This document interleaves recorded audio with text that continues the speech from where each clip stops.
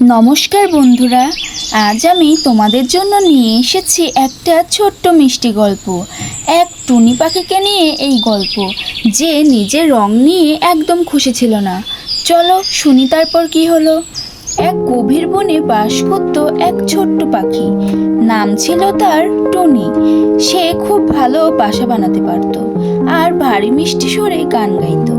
কিন্তু তার মনে একটা দুঃখ ছিল। তার গায়ের রং ছিল ছাই ছাই, একদম সাধারণ। যখনই সে টিয়া পাখির সবুজ রং, ময়নার কালো চকচকে শরীর আর মাছরাঙার নীল ডানা দেখত, তার খুব আফসোস হতো। সে ভাবতো, ইস, আমারও যদি এমন সুন্দর রঙিন পালক থাকতো। একদিন শরৎকালে টুনি দেখলো গাছ থেকে সুন্দর সুন্দর রঙিন পাতা ঝরে পড়ছে। কোনোটা টকটকে লাল, কোনোটা সোনা রঙা হলুদ, আবার কোনোটা খয়েরি। তার মাথায় একটা বুদ্ধি এলো। সে সারাদিন ধরে অনেক রঙিন পাতা জোগাড় করলো। তারপর সেই পাতাগুলো দিয়ে খুব যত্ন করে তার বাসার চারিদিকে সাজিয়ে দিল। এমনকি একটা ছোট্ট লাল পাতা সে আঠা দিয়ে লেজের সাথে জুড়ে নিল। নিজেকে আয়নায় মানে পুকুরের জলে দেখে তার খুব আনন্দ হলো। সে ভাবলো, এখন আমাকেও দেখতে কি সুন্দর লাগছে। কিন্তু সেদিন সন্ধ্যায় হঠাৎ আকাশে কালো মেঘ জমলো আর শুরু হলো তুমুল ঝড় বৃষ্টি। দমকা হাওয়ায় টুনির বাসার চারপাশে লাগানো সব রঙিন পাতা উড়ে গেল। তার লেজে লাগানো পাতাটাও খসে পড়লো।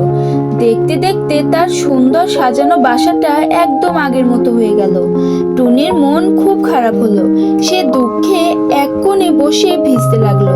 তখন বনের সবচেয়ে বয়স্ক জ্ঞানী বটগাছটা তাকে দেখতে পেয়ে বলল, কিরে টুনি, মন খারাপ করে বসে আছিস কেন? টুনি কাঁদতে কাঁদতে সব কথা খুলে বলল।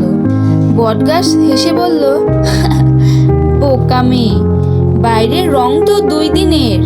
ঝড়ে যেমন তোর রঙিন পাতা উড়ে গেল, তেমনি বাইরের সৌন্দর্যও একদিন শেষ হয়ে যাবে। তোমার আসল সৌন্দর্য হলো তোমার গুণের মধ্যে।